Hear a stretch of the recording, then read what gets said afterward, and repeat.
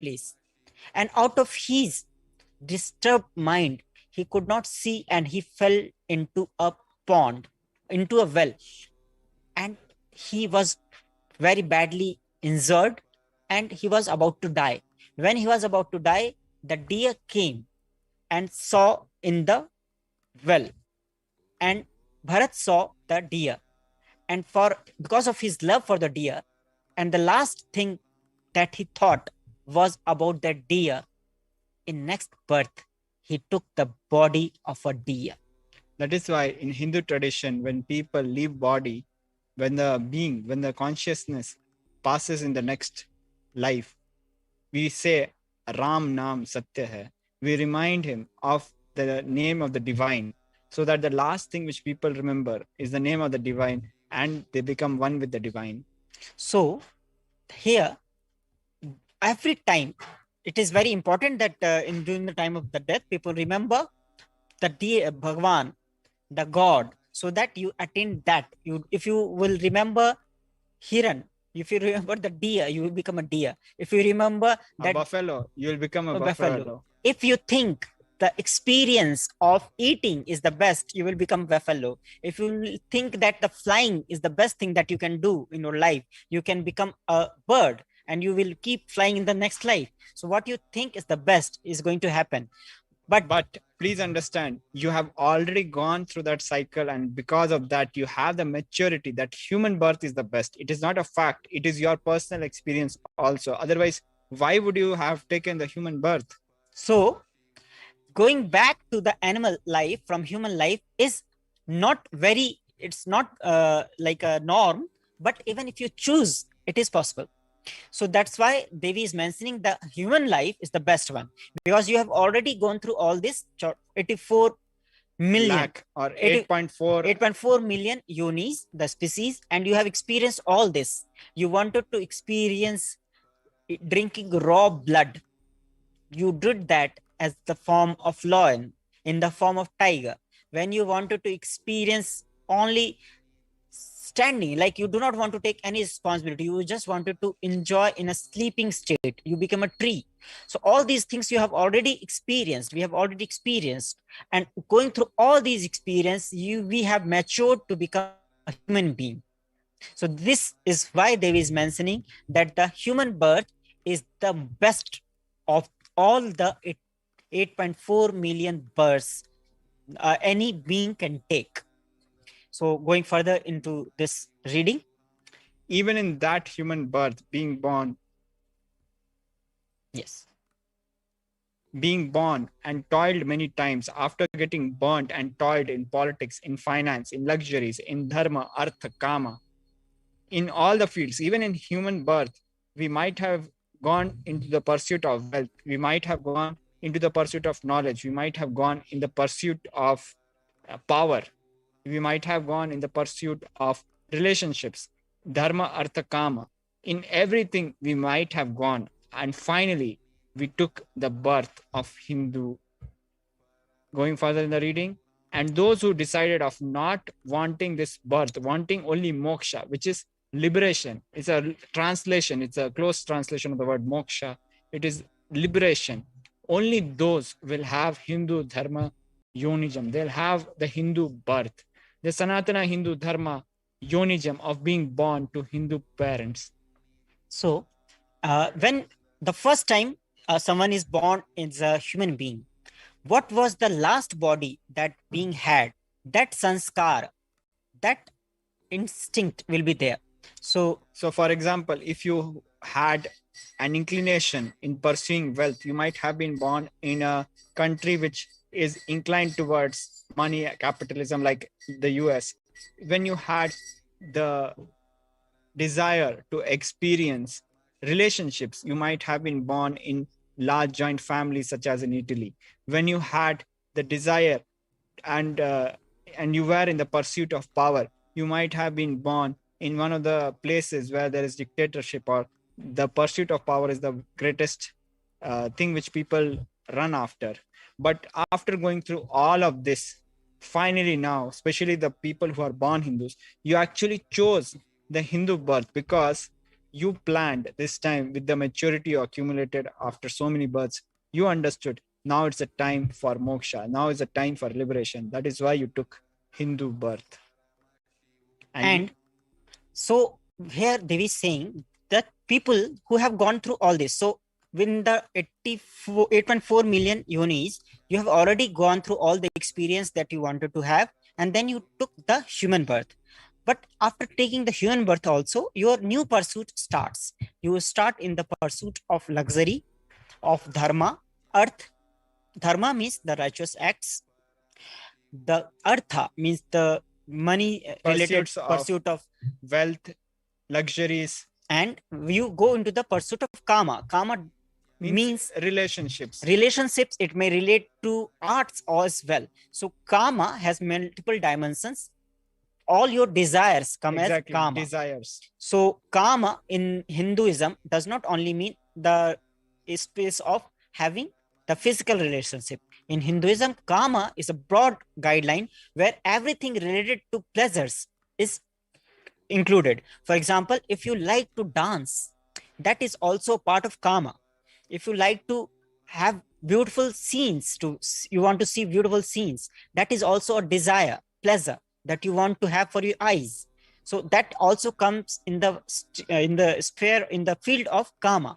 So if when you go through all these things, you want to enjoy the pleasures, you want to enjoy the wealth, you want to enjoy the feeling of being righteous. Once you have gone through all these and you have matured and you have felt that they are not giving you the satisfaction, the fulfillment that you wanted in your life, you go to the next step, that is the pursuit of moksha, which is liberation. And for many of us, this might have not even been an experience of multiple births. In one single birth, you might have experienced it. And finally, you decided for the Hindu lifestyle. And for the people, especially who were born to Hindu parents, you chose it consciously, and that is why you were born to Hindu parents. Human birth is Uttamam, the best, and Sanatana Hindu Dharma, Hindu birth, human birth is Uttamottam, the best of the best. So Devi is saying that as the human birth is Uttamam, is the best, being born as into Hindu parents or in a Hindu family is Uttamatam, best of the best, because you have consciously chosen for moksha, you have voted for moksha. So you are born in Hindu family, you were given the ecosystem needed for that. You have, everything was set in place so that you achieve what you wanted to achieve as moksha in this life. And please understand, when we say your pursuit becomes moksha, it does not mean you need to live like a pauper. We know how Bhagwan Krishna lived. He was a king. We know Bhagwan Ram. Yes, he went to the forest, but he was a king. We know Sikh gurus who were kings. So it does not mean that you live like a pauper or you don't have knowledge, you don't have dharma, you don't have the wealth, you don't have fulfilling relationships. But these do not bind you. They do not stop your expansion in life. That is when you are in your ultimate best possible life. That is why it is Uttamottam, best of the best. So Devi is revealing very subtle, deep, sacred secrets of Hindu philosophy, Hindu ideology, or darshan. Darshan. Everyone who took this Uttamottam birth, the best of the best birth, has the responsibility of protecting the science of living enlightenment and Sanatana Dharma. If you don't protect this science of living this life, this best life, how are you going to live it? It is a complete paradox. You cannot live the life if you don't protect that very life. How you protect that life? By protecting the principles. One of our viewer has asked a question. It is from Christina Maschio. People that have done very awful things don't pick karma. See, the whole idea of karma is not only the idea of this reaction. It is more than that. People who do awful things, the space from which they are doing, that is also one of the factors that is needed, that is calculated while the karma is decided. So the karma theory is like an automated generation. No one is monitoring. It is automatic system. You do something, it's like how if you touch the electric wire, it is going to give you shock. It is a phenomena. It is going to happen. It needs not any intervention. So to give an example, Swamiji has very beautifully said, when you do these kind of crimes, you don't go to hell. Actually, because you're already in hell, you do these crimes. Look at the people whom you feel are doing things which you feel are wrong. Just talk to them. Just if you talk and spend 5 minutes with them, they will transfer that disturbed mental space to you. You will know they are living in hell. When you talk to someone who is living a very blissful life, just spending some time with them will make you so blissful. So people are already going and experiencing hell, the people who are doing so-called bad karmas. If you enter any butcher house, you will smell the smell of death there, the stench of rotten blood and the body parts of the animals there. The people who are there working there, they are already suffering the hell. In Garud Puran, it is mentioned that some hells have so much of stench that you cannot live. If a normal person goes inside, enters it, he will feel that he has entered the hell. But the people who are working there, they do not feel it. But that doesn't mean that they are not in hell. Actually, it happened to me, Maharaj. One time, I was moving with a spiritual organization, and I was collecting the chanda, what we call the offerings, the donation. Yes, fundraising. I was doing the fundraising. So we accidentally went into a butcher house where they were cutting some animals. It was such a strong smell there that I felt that if I stand there for 1 minute, I will die. So I actually came out and I ran, and I was searching for an open space where I can take breath. But the people who were there, they were sitting and standing like nothing is happening. For them, it was a natural thing. So only one who is outside of hell can realize the people who are inside the hell are in hell. Because those who are in hell, they forget that they are in hell. And they create hell for others. So run away from the people who create hell for you. And please understand, this is about the present birth. In the next birth, the kind of birth they get is also going to be a response to their karmas. This birth also and next birth also. So moving on to the very sacred reading by Devi Parashakti. And also they have the right of experiencing its benefits. The right was given to them because of their commitment given by them to do this responsibility. So the benefits of Hindu Dharma, there are multiple benefits. First, if you are born to a Hindu family, you will be taken care of, because in Hindu family, the child is taken with very love, and you experience the love of a expanded family. You have grandparents, you have grandparents from parents from mother's side, from father's side, you have uncle from mother's side, from father's side, you have cousins from mother's side, from father's side, you have it is like you are under a banyan tree when you are born into a Hindu family, and you feel fulfilled. You do not feel orphaned. And that is why we see in the US, the advertisement billboards, they portray a family, a happy family, because that is what advertisers know is what people are desiring.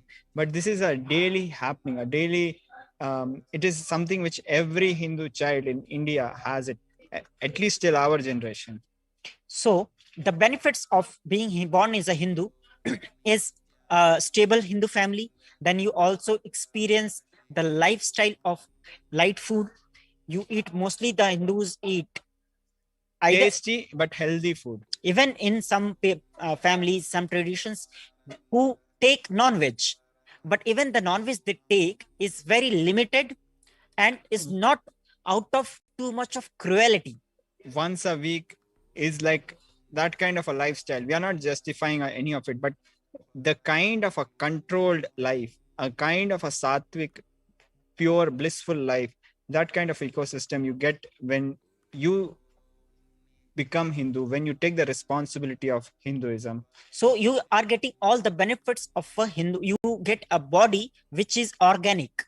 So you can see the Tambras, the success of Tambras, the Tamil Brahmins in all the IT field. Why? Because the body they have is the organic Hindu body. Organic, multi-generational. So they have an organic body which they have inherited, because the mother's womb, when the blood which is supplied to the child, that is so pure, the kind of hormones that are secreted, the kind of environment it creates, the kind of epigenes which express because of that blissful hormone, that helps in development of the brain. That is why in war-torn countries, we see the children when they are born with many of the psychological disorders and various ailments.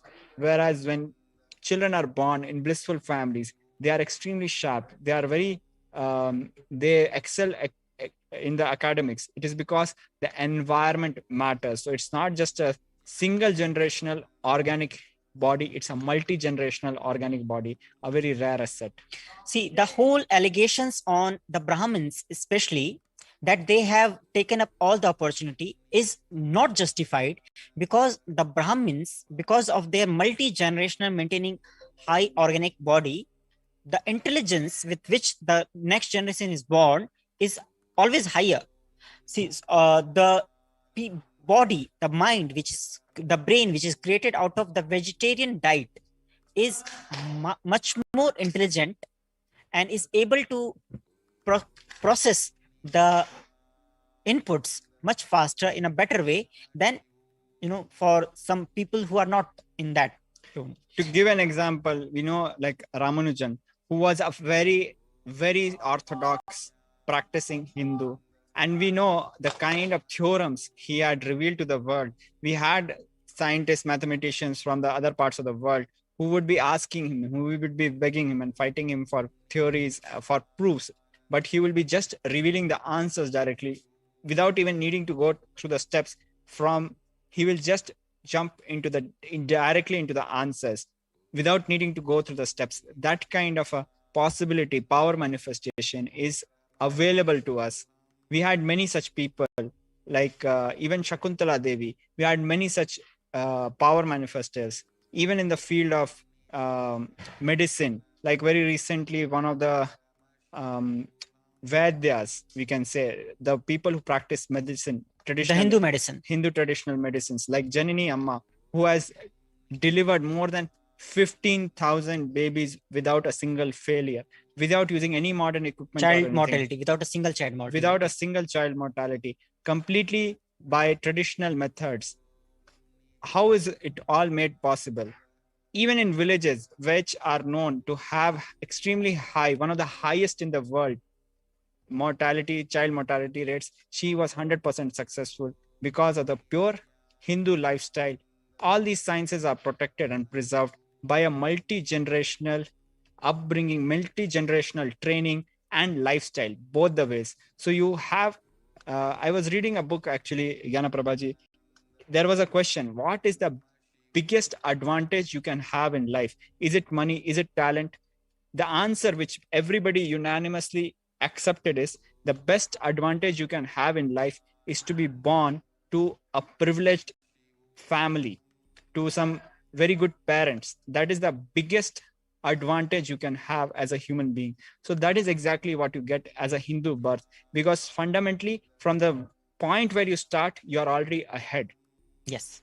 So this benefit was given to all the Hindus because of their commitment. They gave the commitment that they will protect the Hindu Dharma. So all these benefits, like for example, if you take up a job, you commit that you will be working for some hours and you will be producing this result. For that commitment, you are paid some amount, and then you are given some perks also. You get a status. All this is subject to you fulfilling the commitment that you have given. And please understand, it works in multiple ways. We have certain places around the globe, like in the Europe, especially the Eurozone.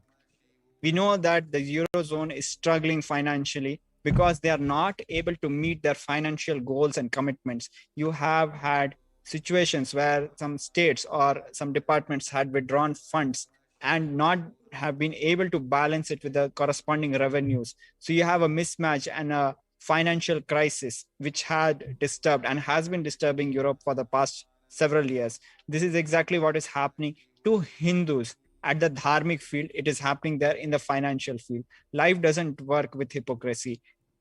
Only when, for example, people take responsibility of maintaining their economy properly, they get the corresponding benefits of a very evolved economies. Likewise, when Hindus take responsibility of a beautiful Hindu enlightenment ecosystem, they are eligible for for being able to continue. We cannot just like how countries cannot continue printing fake money and living on uh, Paper money. and having an extraordinary large public debt, a debt created in the air. Who is going to pay? Nobody knows. We cannot live like that in Hinduism. It doesn't work in life. It doesn't work anywhere. Somewhere you will have a great bust where the banks will collapse. The same bank collapse is happening at a dharmic level.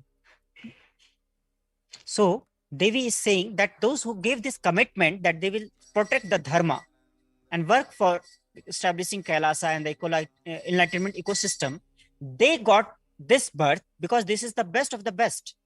So this is like the housing loan thing which happened in the Western countries a few years ago. People pledged their houses and took loans and took vacations or other things which they were incited for. They didn't plan for it, but they got into this and they were not able to manage their finances properly. What happens? You promised to pay that loan.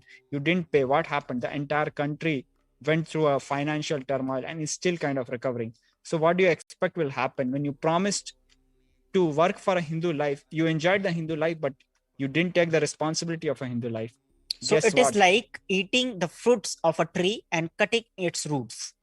Because if you are not watering it and you are just taking out everything from what it is giving, you are kind of destroying it. Because you are trying to destroy it, now the karma chakra starts. And then the Devi has to come to Bhuloka. After coming to Bhuloka, by getting mentally deluded and forgetting dharma, of protecting Sanatana dharma, Maya, she's taking away all their souls.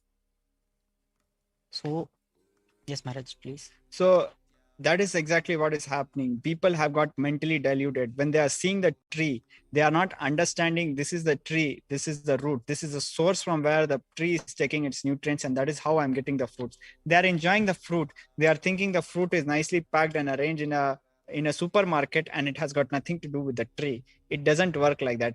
See, if you are a kid or a toddler, you are a 3 or 4-year kid and you are going to supermarket, you are living in a big city and you have not seen village. If you go to supermarket and you see the mango on the shelf, your idea of mango will be it is found on the shelf. But if you will not never be connected to the tree that gave the fruit. And you will not even know about the soil which gave the nutrients to the tree. You will not even know about the bacteria which broke down the nutrients for the plant. You don't know. You might be diluted. That is what I'm saying. You got mentally diluted and forget the dharma. You forget the responsibility of protecting Sanatana dharma, and foolishly you cut the tree. So once your idea of having mango on the shelf, suddenly when the mango is not there, you will not know that the tree which was giving the mango has been cut. Because you foolishly made the shelf for the mango fruit from that tree. We did all lots of stupid things, thinking, and with all lots of stupid justification to destroy Hinduism, because of all the propagandas and the hate speech and the media propaganda by all the anti-Hindu forces. So many of us bought it and allowed Hinduism to perish. We didn't stand up for Hinduism. We didn't stand up for our guru. And the Sanatana Hindu Dharma. Maharaj, for past centuries, there have been people trying that they want to reform Hinduism. What do they mean by reform Hinduism? It is just a cover-up for destroying Hinduism. Hinduism does not need reform. It needs revival. It needs practice. It needs people to live it. It does not need to change. What makes Hinduism perfect is practice. Practice makes Hinduism perfect, not changing the rule. If you want to be perfect in yoga, you don't change the time of waking up. Changing the time of waking up does not solve your problem of not waking up for yoga. Waking up daily diligently is going to solve your problem of waking up for yoga. Changing the rules is not going to work because your body is aligned with the cosmic rules. You have to align to cosmic rules. Cosmic rules are not going to align to our whims and fancies. So after coming to Bhuloka, when we took the decision that, okay, this is the best of the best birth that I can take, and let me go and take the benefits of whatever I get from this.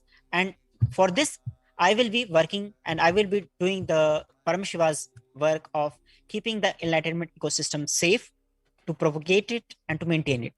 But after coming here, seeing the people around who are busy in their pleasures, enjoying the dharma, artha, and kama, or even having a Rakshasa outlook of life, demonic, yes. destructive outlook of life. So once we saw them, we get deluded. And we subscribe to their lifestyle, forgetting their destiny is very different. Their maturity of their souls is very different. Their cycle, they might be millions of births farther away in terms of maturity than Hindus. Where you are right now. So you are comparing yourself like you are a human being, and you are comparing your food to the food of a lion.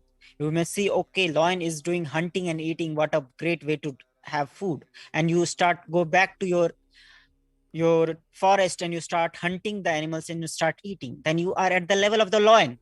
Then why do you need a human birth?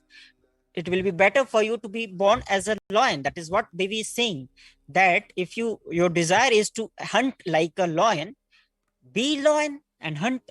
And unfortunately, all the lions are either in zoo or dead. So if you have taken the human birth, in that you have taken a Hindu birth, your purpose of life is not what the purpose of life for other people. Your purpose of life is to have attained moksha. So if you delude yourself with the lifestyle, wrong examples, yes, the wrong examples, if you start following them, because for your deluded understanding, they are enjoying more than what you are doing, then you are going in the wrong way, direction. You are going to be the loser. And that's why the Maya, she is going to take away the soul. Why? Not to punish, but to give you another chance. Because we only remember when we leave the body. And when we go back again to that space where there is no body, we realize that what mistake we have done. And then we commit again and then pray again. Okay, give me one more birth. I will go, and this time I will not forget anything. I will do what I am promising. And all these pledges we make. And then you get a birth and then you again restart. It is almost like how we deal with our daily routine. When we have to wake up, we say, let me sleep. But when we miss it, we regret it. Oh, I should have been on time. So we do this cycle multiple times, and finally our head breaks and we come to completion and we understand, no, this is not going to work. Only with sincerity and consistency, I'm going to be able to take care of my body and my routine, my spiritual practice, my beautiful Hindu life. So for example, if we take example of football, people are playing, you are a player in the football, but you are not paying attention. You are not performing what you were supposed to do. Then what the captain does, captain changes you and brings you back to the gallery. This is what Maya does. If you have gone to play some role, if you forget it, you will be brought back to the gallery where the captain will tell you your role again. Then again, you will be sent back into the game. So you can think in this way also, that once you have taken the Hindu birth, you have certain role to play. If you're not playing that role, you will be called back and told that this was what you were expected to do. And please understand, just because you're playing the game, it does not mean you're definitely going to score a goal. You might be successful, you might not be successful, but you'll be playing the game, which is very important. So being in the game and knowing your role and playing that role is what Maya or Devi expects from you. Because everything else she is taking care. You have to just take care of your part. Your role. And your role is only to do what you have committed to do, nothing more than that. And that is dharma, your natural life, your natural role.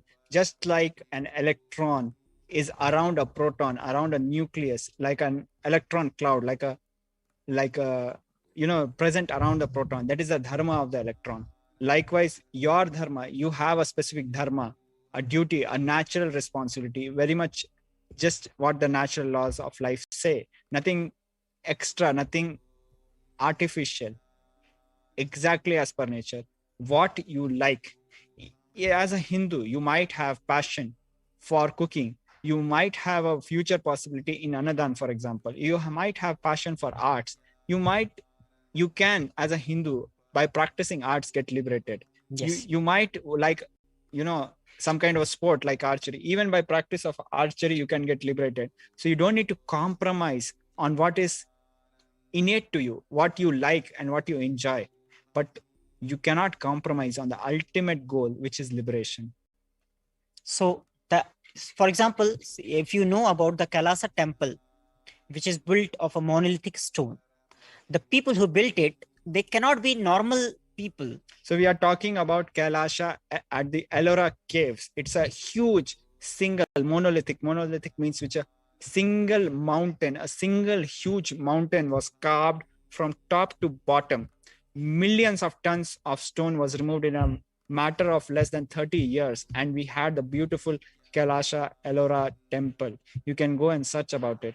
So these Thapatis who did that, or the temple makers, they were the enlightened beings who were working on the temples.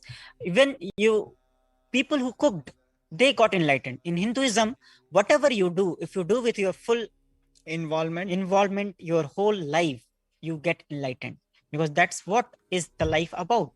Even by running, you can get enlightened. That is precisely what we have been mentioning, that top athletes, when they are at the verge of their game, when they are at the peak of their possibility, they experience the state of turiya, where they merge with the sport. They experience deep oneness with the sport. But that's a short-lived experience.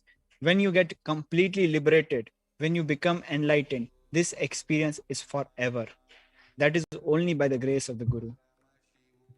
And this why I want to again speak about cease taking away all their souls. It is not out of vengeance. It is not out of anger. It is out of compassion, to remind you that this is not why you have born. Your purpose of life is different and you are losing that purpose. So to bring us back to that, the souls are taken away. It's not out of anger or revenge. It's only as a teaching to remind us the purpose of life is not what we are pursuing, is something different. And unfortunately, the only way we understand is either through hard hit or coming back again. So either we understand by the compassionate words of the Guru, or through the ferociousness of Kalabhairava, or we'll have to experience what Maya is doing with us right now. So those who were born as Hindus, when they forgot their purpose of life and they stopped protecting the dharma, Maya now is taking their life away. This is what Devi was saying, and then we will be talking in the next, going further. Understand carefully. I am giving the Sanatana Hindu Dharma Yonijam, the birth of Sanatana Hindu Dharma, only for those who give commitment of protecting Sanatana Dharma, even by giving their life. That is exactly how, in an analogous way, when you are playing the game, it is not necessary you might win the game. Whether you win or you lose, when you are at the game, you know what it means to be at the game. You did your part, and that is what matters the most. And you get liberated even for playing your part. So here Devi is saying that those who gave the commitment that they will protect Sanatana Dharma even by giving their life, for them she has given this birth. This means that, for example, in Mahabharata, different gods took different births, and Abhimanyu was avatar of Moon. So Moon decided that I do not want to spend a long time on planet Earth, but as everyone is going there to play the cosmic drama, I will also go there, but I will come back very soon. Like I will go there for only 16 years. So he came to play, he was born. Then in the war of the Mahabharata, he was only 16 and he laid his life. So that with that commitment he was born, that I may live short period of time, but I will work and I will fight for dharma to establish dharma. So the people who took this kind of commitment, gave this kind of commitment, that even if I have to lay my life, I will live and die for dharma. Those beings, though they got the Sanatana Hindu Dharma birth. For example, there are thousands of people who died in the line of their duty to protect the Sanatana Hindu Dharma. They, in our eyes, they may have died while protecting Dharma, and we may even question that why they are dying if they are protecting Dharma. But they are actually becoming immortal. Their commitment was that they are ready to even die to protect the Dharma. So let us share a vivid example of it.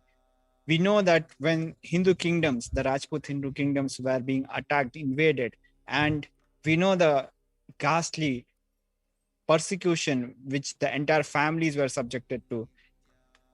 We can't even share it as we are preparing for a very beautiful experience, but we understand that the families were going through a very ghastly experience. At the time of crisis, when 100 times bigger armies would be invading and everything failed, the kings, the warriors, would tie a saffron cloth on their head, the Kesari Bana, and they would march for the war. And when they tied the Kesari Bana, it was literally like they took Apat Sannyas. They took the sannyas of crisis. Means what? They got untied to their families. And I'll mention exactly what preceded them to take sannyas. Actually, their wives, their families, they did the johar. They burned the fires where the children were put first in the fire and then the mothers jumped into the fire. Just imagine how painful it must have been to put your children into the fire. Just think, why would mothers do that? It was not for some blind ritual or anything. They know when their children would be captured by the enemies, they would be made slaves. They would be abused sexually as children. That was most painful to watch, for their children to have such a horrible life. We know that when the Hindu kingdoms, their children were captured and they were made to walk from Hindu regions all the way across the Hindu Kush mountains. They would die. 90% of them would die in the Hindu Kush mountains. That is why it was called Hindu Kush, which meant the killer of Hindus, the killer of people who refused to convert, who refused to abandon the Hindu lifestyle. And later on, they would be sold as, whoever survived would be sold as slaves. The mothers, they pushed their children first because it was so painful. They couldn't do anything about it. And then they jumped in the fire. And when the warriors saw those flames, they understood they have no attachments left in life. There is no reason to worry. There is nothing there anymore. They got all relationships, they got untied of them. And they tied the Kesari Bana on their head and they went on the war and they fought and killed the entire army and they died or survived, whatever happened. But there was a promise behind this great sacrifice. There was a promise that we will again unite, our family will again unite in the next birth as Hindus. Same families will reunite. If these experiences, the narration, if it fills you with some vivid experience, some tears in your eyes, maybe you are one of them who had made these promises in your past births, and that is why you are back in your Hindu birth or following the avatar, the supreme pontiff of Hinduism. Please understand that is what it means to give your commitment to protect Hindu Dharma. That is living life like kings and queens, and living life like kings and queens, and being born, reborn. If you are not liberated, if there is some scores, some accounts to settle, maybe just a hug of your loved ones. Maybe for that alone you took another birth. But that is what it means to live like a liberated, powerful life. Here, Maharaj was mentioning about the sati pratha and the saka. The sati was done by the female bodies and the children, and the saka was done by the male counterparts. So it was actually in Chittorgarh itself. There is one fort in Rajasthan where 3 times this happened, when thousands of women will lit the fire and they will jump and they will sacrifice their lives. Many times the so-called intellectuals, the modern intellectuals, they question that why they did die, why they did not surrender. But they forgot that they women who committed, who put themselves into fire, were not like them. For them, their chastity was the most important, not life. Because for them, they knew that even if they drop this body, they will get the next body whenever they want. Because they know they have mastered the science of birth and rebirth. So for them, the attachment with this body is not there. Their attachment to the higher principles of life is there. Because of their attachment with the higher principles of life, they do not find dropping this body as difficult as the people who are so-called intellectuals who do not know anything about the life feel. So even when they had to go through the most painful death, dying by fire, they have chosen that. They have not chosen poison. Why? They didn't choose poison. Why? Because the people who were invaders, they were known to rape even the dead bodies. It is a very strong statement, but it is the truth. Even the dead bodies were raped. To prevent the mutilation of their dead bodies. And even of their children. And the children. These women took the bold decision to burn themselves so that even their dead body is not touched.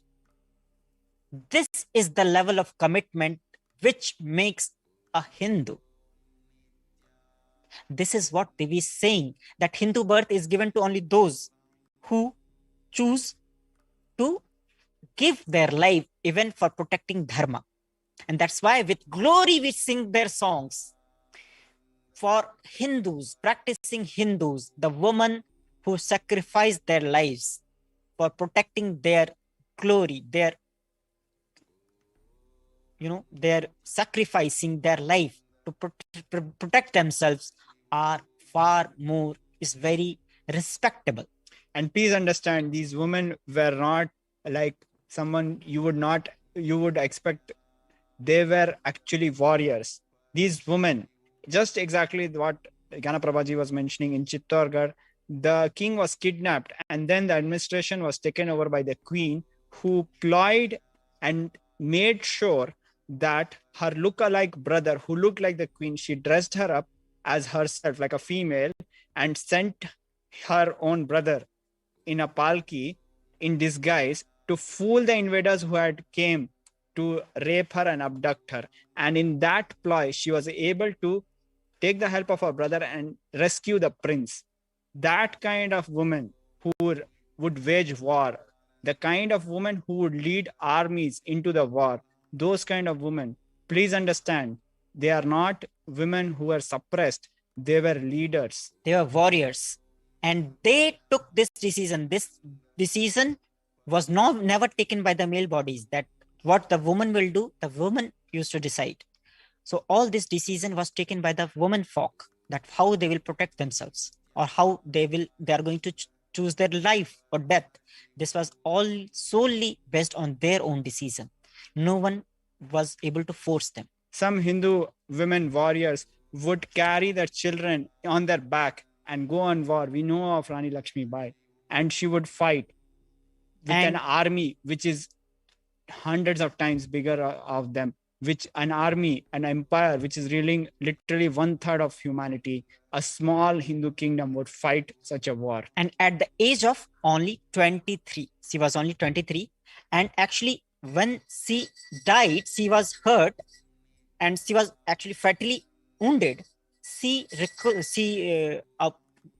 was near a hermit, a group of hermits, and she requested them that they burn her body before any enemy comes. So the hermits, they tore down their hut and made the fire, and they burnt her there itself, so that no Actually, one she touches her. walked into the fire Walked into the fire. and left her body royally like a queen. So this was the commitment to keep the dharma alive, not fearing, not having greed of the body. So this is what Devi means by this, that the commitment to protect Sanatan Dharma, even by giving their life. This is what Devi is meaning here, that even if you have to give your life, do not give a second thought, because dharma and life, if you have to choose between the two, choose always the dharma. So those who gave this commitment, they were given this birth of the Hindu dharma. After getting the body, the Hindu body from Hindu parents or becoming a practicing Hindu, when we took the body, because of painful deluge, not dropping fear and greed, for those who forgot to protect Sanatana Hindu Dharma, Maya, she will immediately add them all to the list of the people not worthy of living. Exactly how we have been discussing so far. When we have a don't care attitude towards Dharma, protecting our responsibilities, when we have a don't care attitude, Maya also has a don't care attitude. We are not added to the list of must die, but we are also not in the list of must protect. We are in the list of don't care. So you are not worthy of living. Whether you die or live, nobody cares. So when we took the body, is after getting the body, because of painful deluge, because during the birth, most of the times, what happens that the baby inside, when he's taking the birth, out of its, because it's born and the process, they forget the purpose of their birth. The forgetfulness happens during the birth. Because of that, we forget that what commitment we have given, and not dropping, because of painful deluge, not dropping fear and greed, and we stick to the fear and greed patterns. We want something and we do not want something. We want something is greed, and we do not want something is fear. So once we get caught in this fear and greed, for those who forgot to protect Sanatan Hindu Dharma, of being in this fear and greed pattern, and we forget that the purpose of our life is to protect Sanatan Hindu Dharma, what the Maya does is, she adds them to the list of the people who are not worthy of living. When we have a don't care attitude, Maya adds us to the don't care list. So the categories that Maharaj mentioned, that one category is must protect, must perish, and the third one is I don't care. So those who forget that, they go into the list of not worthy of living. So even if you die or live. Maya does not care. You might survive as a mistake, literally like a mistake. If you survive, it's a mistake. If you die, there's no surprise. See, many times people find that they are at a loss. They do not know why they are living. Suddenly in your life, you wake up and you see that what I am doing, why I am living, what is the purpose of my life. That is the exact time when you should ask your this question, that have I understood the purpose of my life?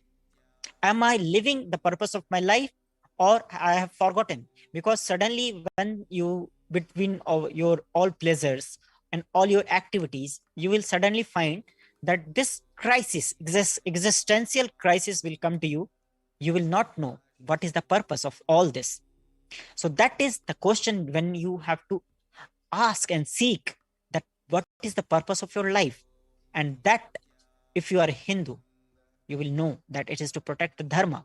And the protection of dharma is not only by war, fighting a war, it is by living as a practicing Hindu, which is itself, for now itself, it is like a war in today's time when there is so much of anti-Hinduism. So being that, living that life is dharma. Therefore, Rakshasas and Asuras, the demons and the devils, are automatically taking away their lives.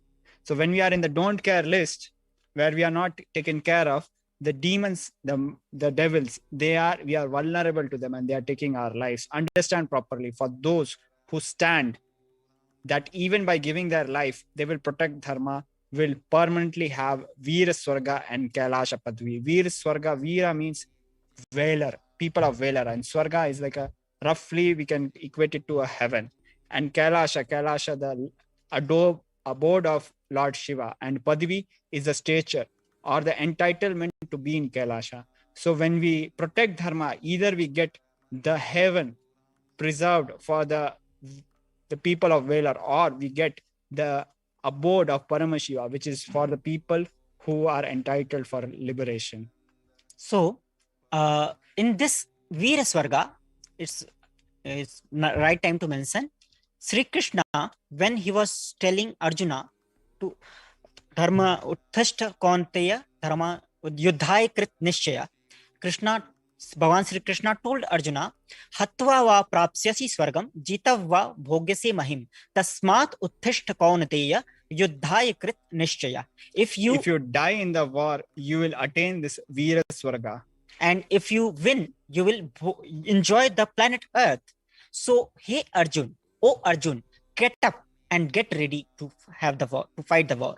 So both way, you don't lose. Yes. So the promise that Bhavan Sri Krishna gave to Arjuna is that if you are fighting a righteous war, a dharma yuddha, you are, even if you die or you win, you are not going to be a loser.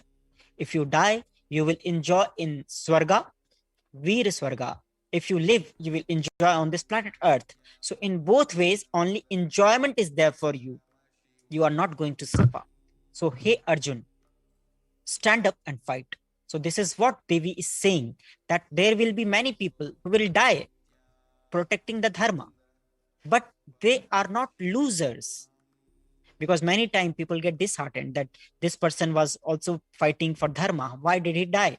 Because we might not know the cosmic diktat. We might not know the karmic equations. Maybe it was the right time, where he has burnt all his good karma and enjoyed. He has burnt all his bad karma and enjoyed all the good karma, where he is in the perfect right time for liberation. We don't know whose destiny is what, and in what time they decide that it's time that they have fulfilled their purpose and it's time for leaving the planet. For example, I was mentioning about the Abhimanyu story. So we see that Abhimanyu died after maybe like 12th or 13th day of the war of Mahabharata, and he was killed by a group of kings of that time.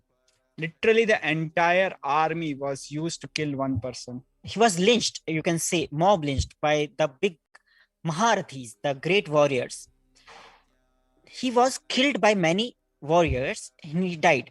Actually, it was his decision that he will live only for 16 years, and after showing valor and much of his glory, he will come back to his original loka, that is the Swarn Loka. So that was his commitment and he fulfilled that and he went back.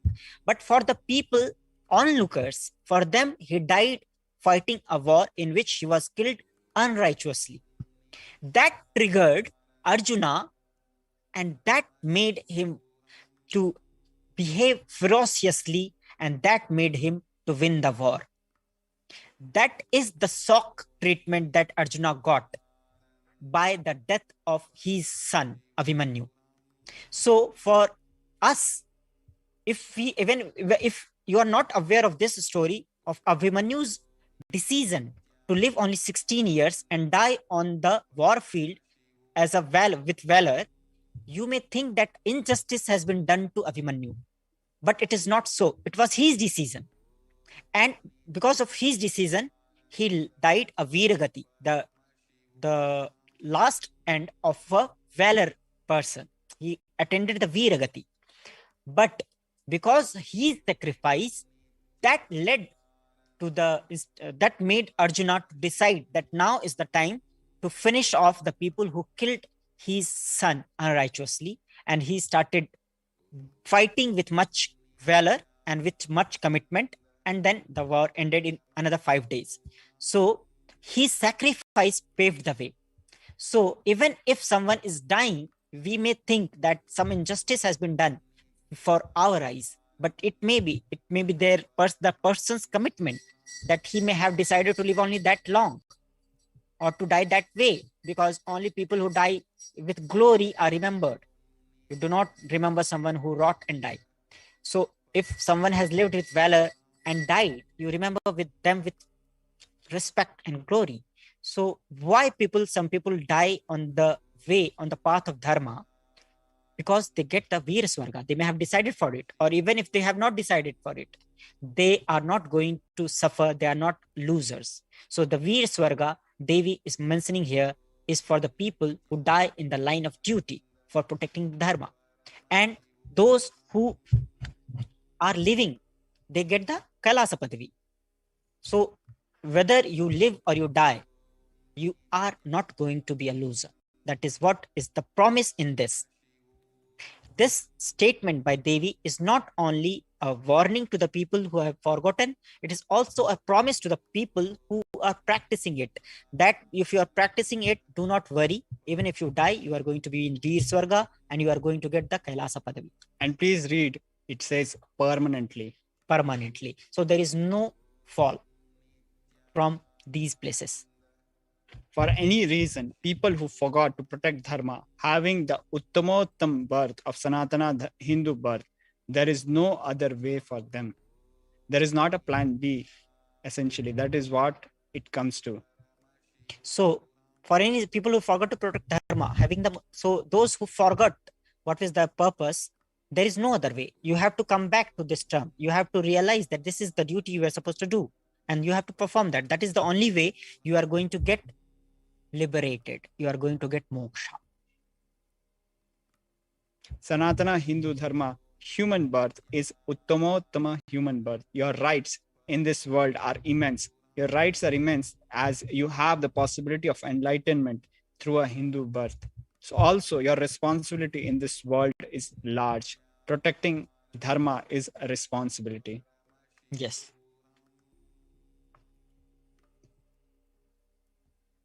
So here Devi is saying that your rights in this world are immense. This means that as the manifestation of Param Shiva, your rights are immense. Your right means whatever you want to do, you are free to do. You are free to achieve anything, everything that you want to do, because you are given everything that Param Shiva has. He has given you the third eye, he has given you the Kundalini Shakti, he has given you the intelligence to understand, to listen this, what is being said, to listen to Swamiji's satsang. So everything you have got. Your rights are immense, but also your responsibility in this verse is large. So once you have the rights, you have the responsibility. If you have the right to have a third eye, you have the responsibility to tell the people about the third eye, to enrich them about the powers of the third eye. So if there is a right, there is a responsibility. And protecting Hindu dharma, the Sanatana dharma, is responsibility. Those who do not protect dharma, they do not have the right to live. Understand properly. All those who took the Uttamottam birth, which is Sanatana Hindu Dharma birth, all of you understand. The first responsibility of your life is protecting dharma. If you protect dharma, dharma will protect you. If you forgot to protect Sanatana Hindu Dharma, you lose the right of living. So please understand, in cosmic law, there is no government as we think in the modern day world who is going to give us rights, even if we are not fulfilling the responsibility. In cosmos, there is no hypocrisy. We cannot claim entitlement for any law without taking the responsibility of protecting it. And there is the good news about it. By protecting the responsibility, by taking the responsibility of dharma, we can create Kailasa anywhere we are, because it works as per the cosmic laws, not as per the nation's laws. So in this last statement, Devi is saying that if you forget to protect Sanatana Dharma, you lose the right of living. So it does not mean that you will die immediately. It just means that you do not have the right to live. You are added to the not care list, don't care list. So the Rakshasas, demons, anytime they can kill you and finish you off. After that, what bothers whether you live or get destroyed? Asuras and Rakshasas will eat you, so that the burden on earth is reduced. Seeing that Maya, she will keep quiet. So the Maya, after that, what bothers whether you live or get destroyed? So no one will bother if you forget to protect the dharma, whether you are living or you are getting destroyed.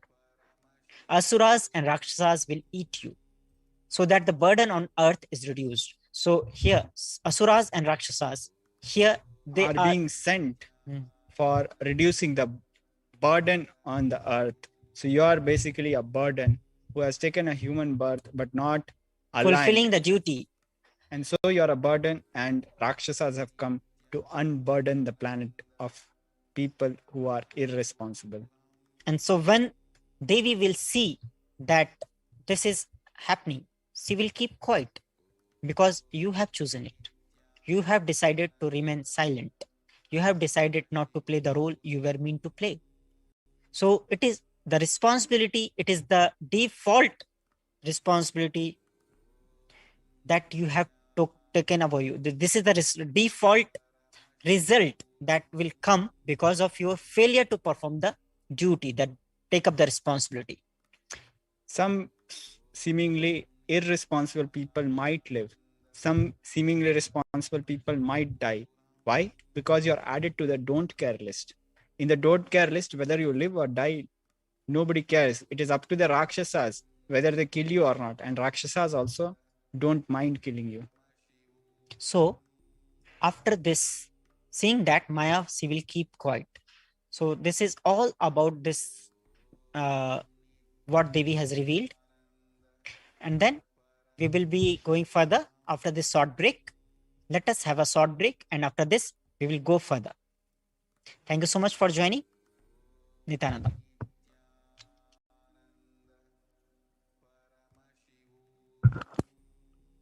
There are some great spiritual sciences unique to Hinduism. Subtle, otherworldly, but definitive sign. Manifesting the cosmic beings in Archavatara, deities in Nijavatara, living incarnations is possible. Understand?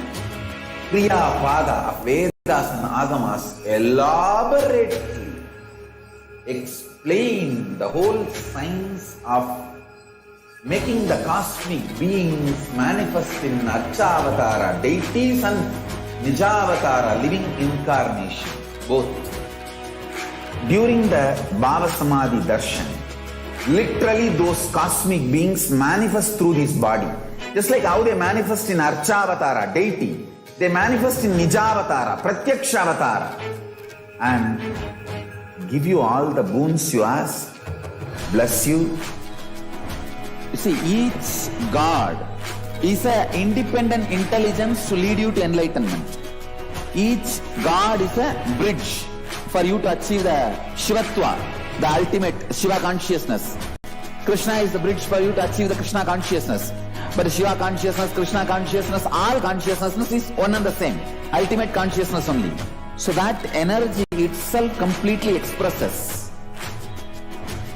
Just like Radhika, when I see my own sweetness in the mirror, I become eager to taste it. I find that the only way to relish this sweetness is through the constitution of Sri Radhika. Bhava Samadhi Darshan is a window to the infinite expanse of consciousness, allowing us to glimpse the formless in a way that we can understand. It cleanses the karmas of lifetimes. It awakens our biomemory to the space of Paramashiva, the ultimate consciousness, and creates a deep and lasting transformation in us.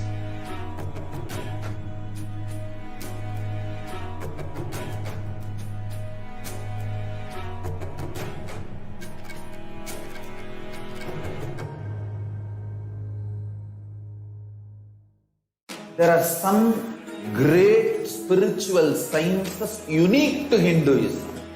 Subtle, otherworldly, but definitive sign.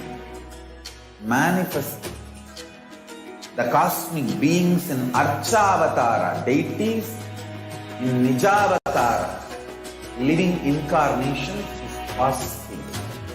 Understand? Kriya Pada of Vedas and Agamas elaborately explain the whole science of making the cosmic beings manifest in Archavatara deities and Nijavatara living incarnations, both. During the Bhava Samadhi Darshan, literally those cosmic beings manifest through this body.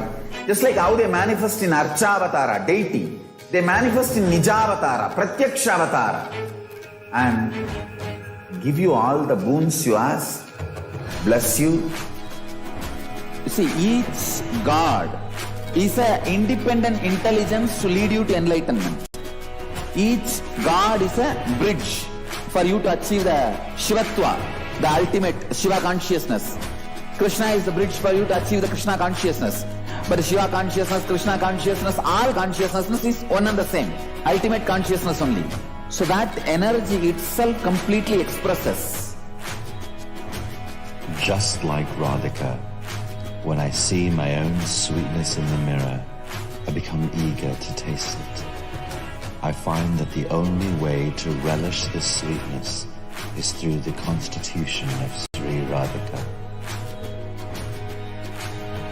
Bhava Samadhi Darshan is a window to the infinite expanse of consciousness, allowing us to glimpse the formless in a way that we can understand. It cleanses the karmas of lifetimes. It awakens our biomemory to the space of Paramashiva, the ultimate consciousness, and creates a deep and lasting transformation in us.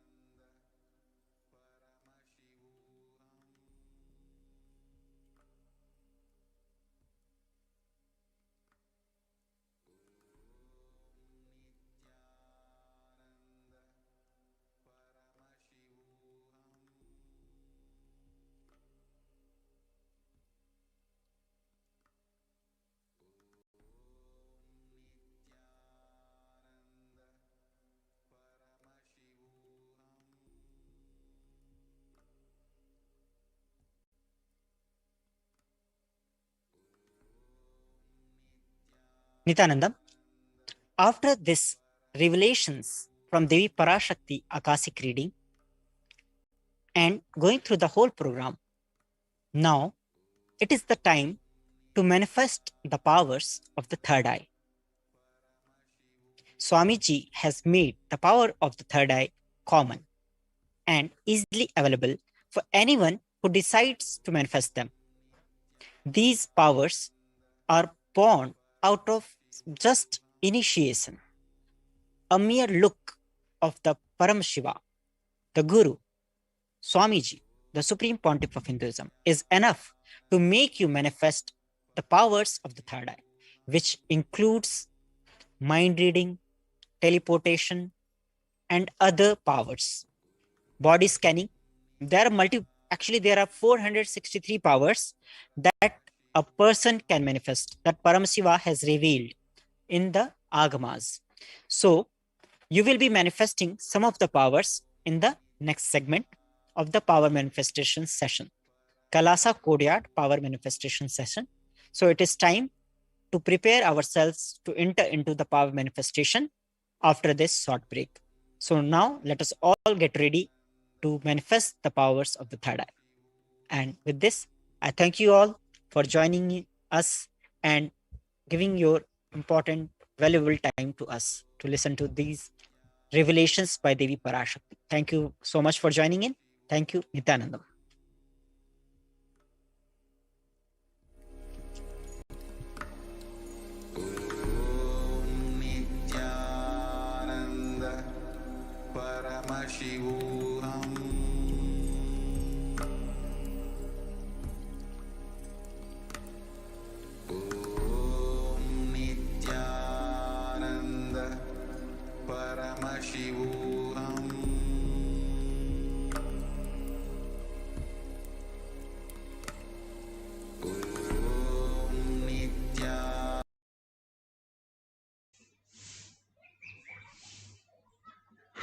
When I see my own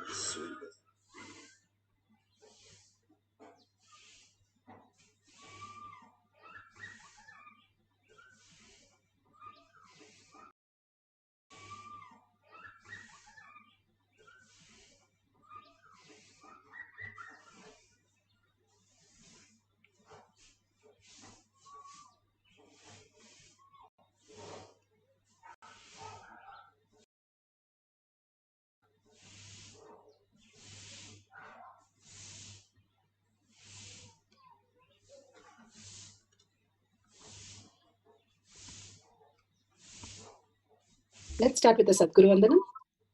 Nityanam Sarvadi Sakshi Bhutam Bhavaditam Triguna Sadgurum Tam Namami. Let's go through the disclaimers. Security measures. No photography, video, audio recording. Important cautions.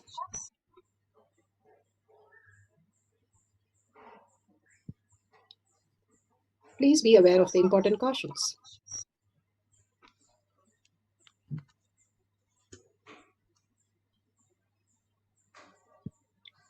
What is power manifestation? Let's hear from Bhagwan himself explaining what is power manifestation.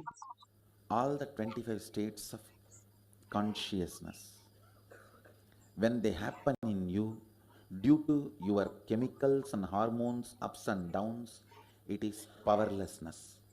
When it happens in you, out of your free will and consciousness, it is powerfulness. That's all. When you fall into sleep, it is powerlessness. When you enter into sleep, it is powerfulness. When you fall into dream, it is powerlessness. When you decide to dream, it is powerfulness. So I have added the ultimate powerfulness, Turyatita, in your whole being and doing. Manifest all the powers. Understand, power manifestation is nothing but cognitive shift. It is not work. It is cognitive shift. Understand? It is just cognitive shift. It's not work. Work is a 4-letter word. Power manifestation is cognitive shift. Playing with life. Playing with being alive. Static matter, dynamic activity, strategic existence, all these three has no boundary. You are one with it. You are alive in everything. Everything listens to you. Everything decides as you want. Power manifestation is cognitive shift, raising your frequency, not work. Now let's understand who.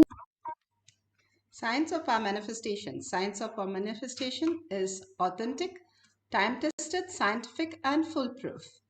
It is a science because everybody can manifest it, and it is repeatable for everyone.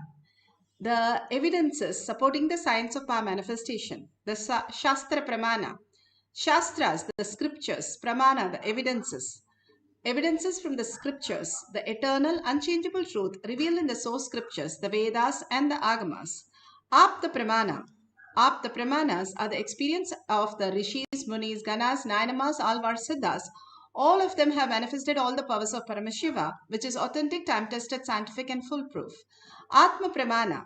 Account of His Divine Holiness, Bhagavan Nityananda Paramashivam, this millennium's avatar's personal experience of power manifestation, Bhagavan's very own Leelas, mapping to the Aptas and the Shastras, as per the Shastras, Bhagavan's very own Leelas.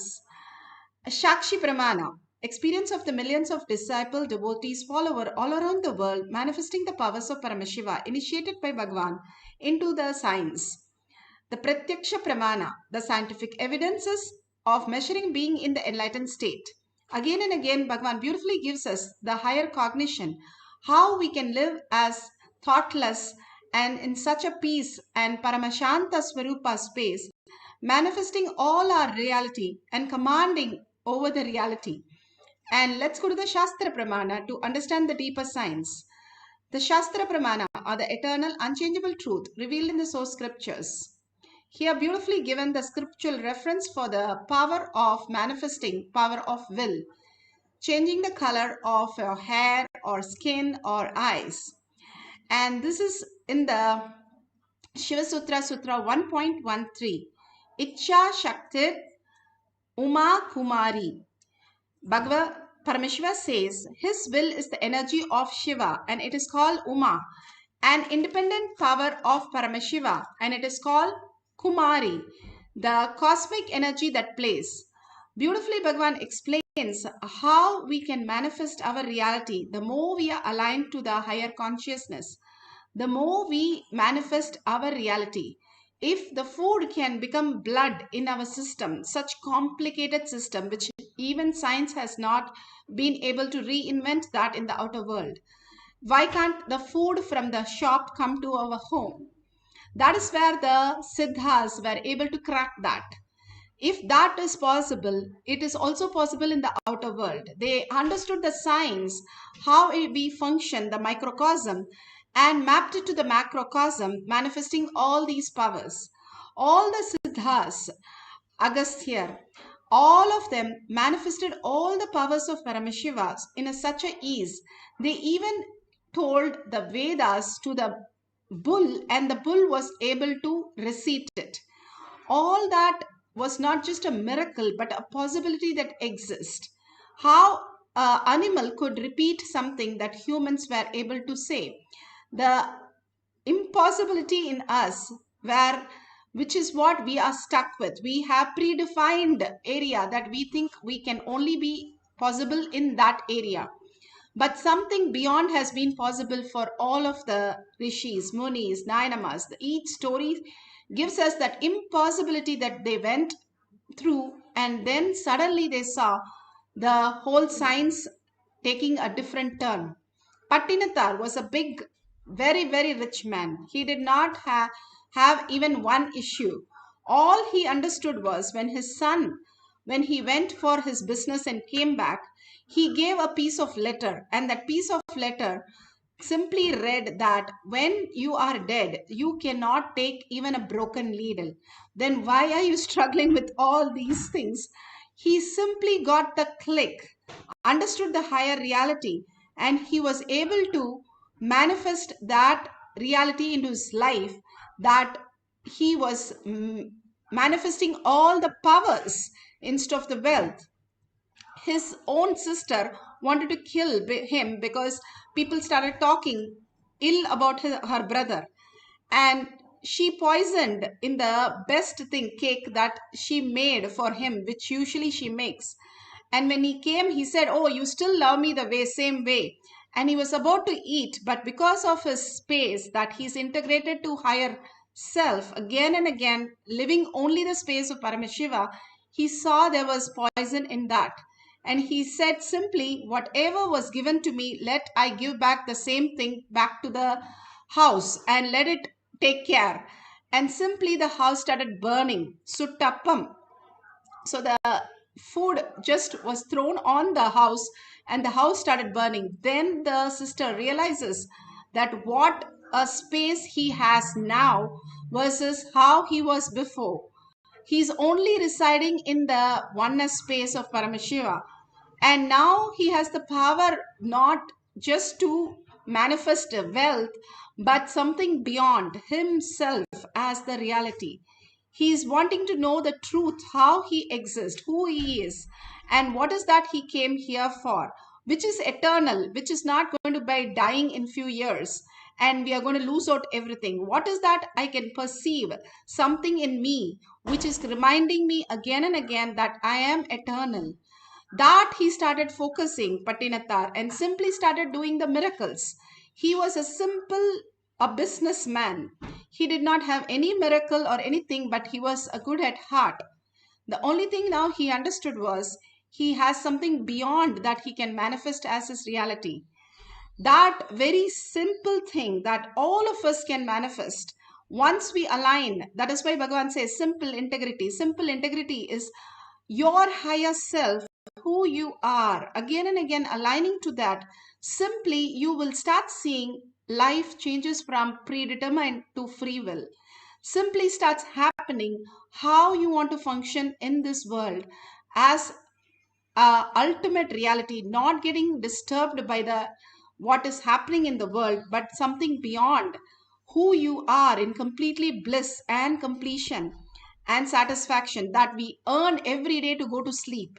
We don't earn for something like that more than a sleep. Whatever we get, we want finally a sleep, because that is the core who we are. We want to get rid of ourself, our mind, and experience that oneness space with Paramashiva, but that is unconscious. Still, we are not experiencing that, even though that exists for us as a stopgap. But there is something which we can experience as in oneness and manifest as our will. Bhagavan beautifully teaches us that signs in the power manifestation after each of the powerful cognition, diksha, darshan, initiation, so that we start manifesting in our life, each one of our life, the Paramashiva, Parashakti space that we have come here to celebrate and manifest all our reality. So here Bhagavan is giving us the Apta Pramana and Atma Pramana. Apta Pramanas are the Rishis, Munis, Ganas, Nainamas, Alvars, Siddhas who have manifested all these powers. Here we have Muruga.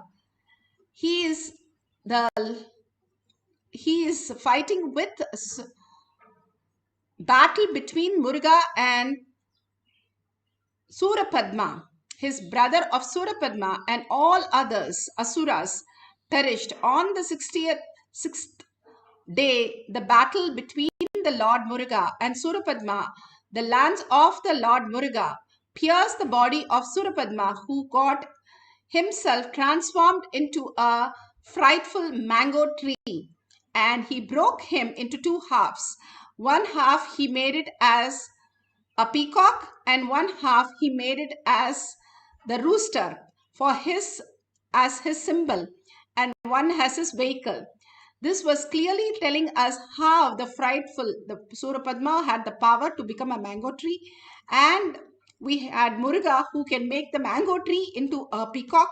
All this was just done as a power of will.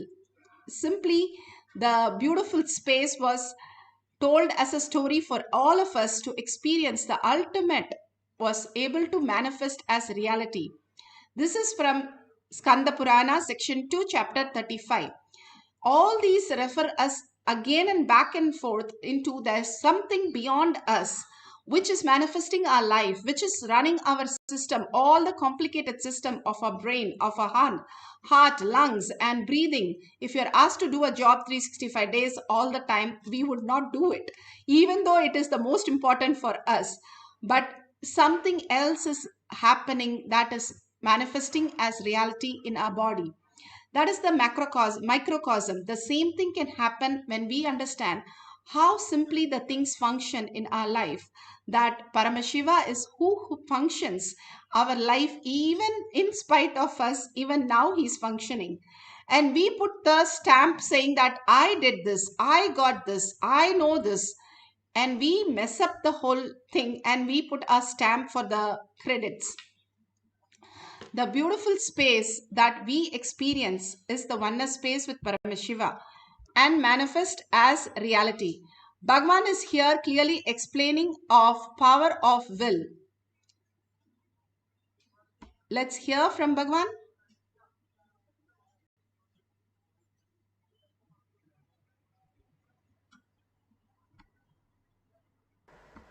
Your love to integrate you and make your declaration reality. You are a bhakta, devotee, path of devotion you are traveling. If you use your fear, integrate you and make your declarations into reality, you are using the path of renunciation.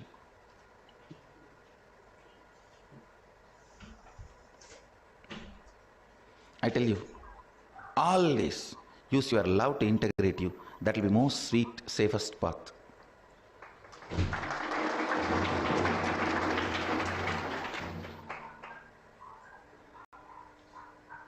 Declarations are sweet, declarations are tasty, declarations are powerful when love becomes base material. When the love is a lubricant, will is so powerful. I tell you, some of the very simple things I can tell you. Even while you are manifesting powers, your son or a daughter, somebody has already started manifesting the power. Have them near you in your lap. Let them sit around you. You will start manifesting the power. And I tell you, if you keep your parents, father, mother, or father-in-law, mother-in-law, in their old age with you, you will have the best old age when you are getting old, because your biomemory will learn to go through that peacefully. Understand? If you have your father-in-law, mother-in-law, father, mother with you when they are old and take care of them, it's a training for your biomemory to face your old age. You won't be shocked, you will not be surprised, you will not be shaken, you will not be terrorized when you face your old age. Whenever our devotees take care of their parents, love is a powerful lubricant to integrate your whole and make a will. It's a science. If you have a kid which manifests extraordinary powers, whose Kundalini is awakened, then I can experientially show you. When you are initiated into third eye, if you are struggling to manifest the power, have your son or daughter, your kid who is manifesting the power next to you, you will see your biomemory catches and manifests the power just like that in few seconds. Because love is a powerful lubrication for your will to get integrated.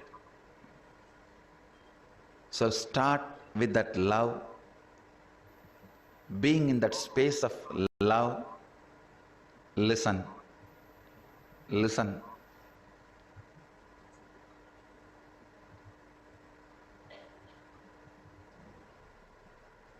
To this translation and the truths expressed in this great verse.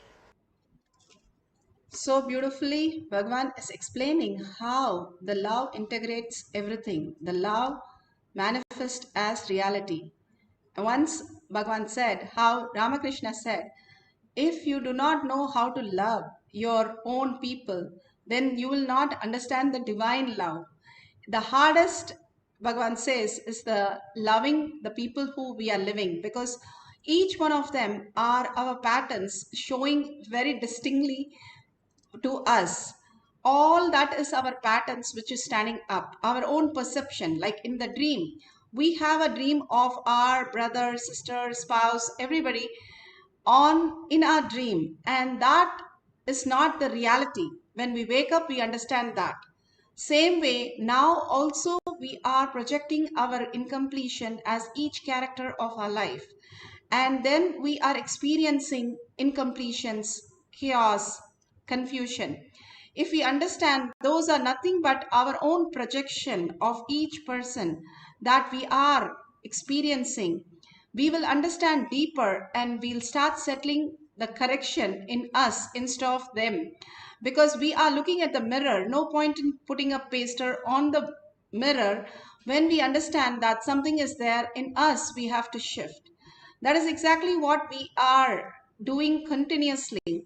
We think that love, if you experience with the people who you live, you are in such a beautiful space. But if you have some incompletion with people, that's job or the home, the closest people who we interact every single day, how we are, the inner image, the outer image, others image and life image, has to understand that how we function is completely from our point. If we understand the higher signs, we will not get into incompletion, jealousy, greedy, because we know they are the projection, they are in the mirror. What's the point in getting jealous of the mirror? It is our own projection of everything, our reality. The Paramashiva space in us is the only thing which is real. All others are our own projection.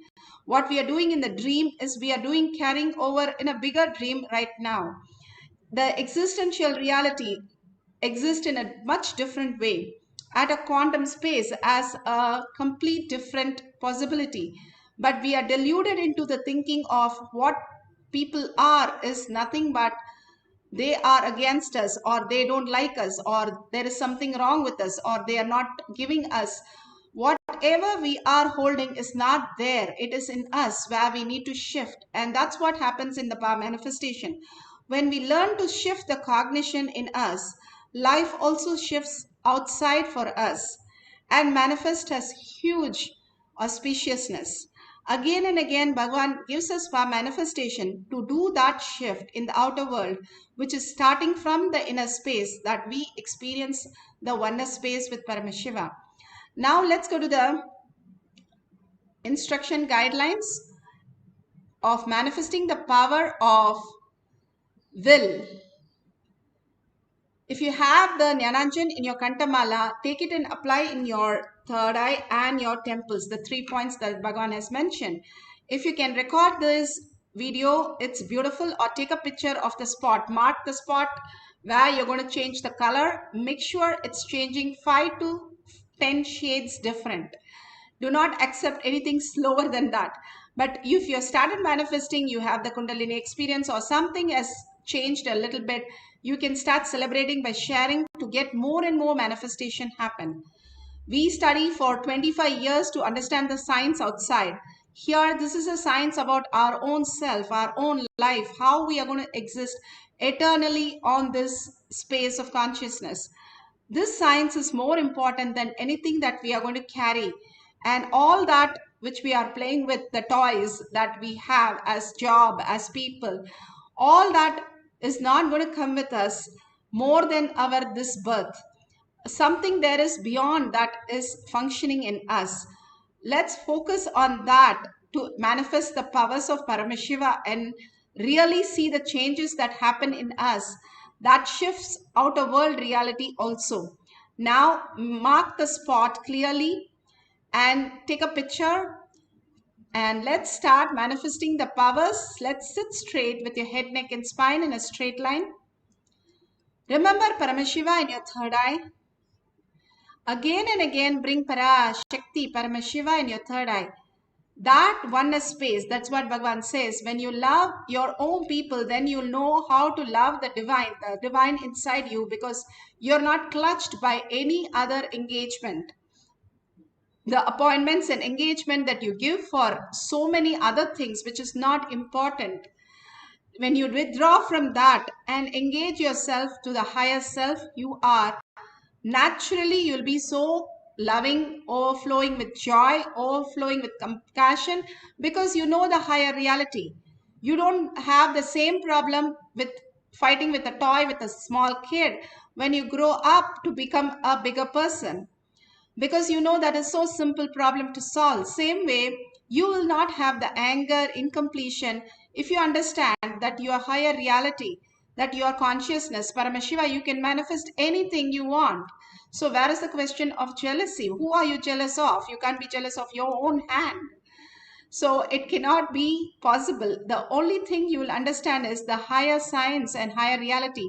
So absolute unclutching from anything that you know other than Paramashiva. Paramashiva, Parashakti, the whole inner space, if you fill with them, simply you will see a new reality be born, and the way you function will start shifting from the way you understand the world and understand how you are functioning right now. It's higher intelligence, higher possibility, higher grandeur way of living, Bhagavan says. And that is the Tyaga. Why do we call that as Tyaga if we are moving to the higher self? Because we are so stuck and got engaged into all our anger and incompletion.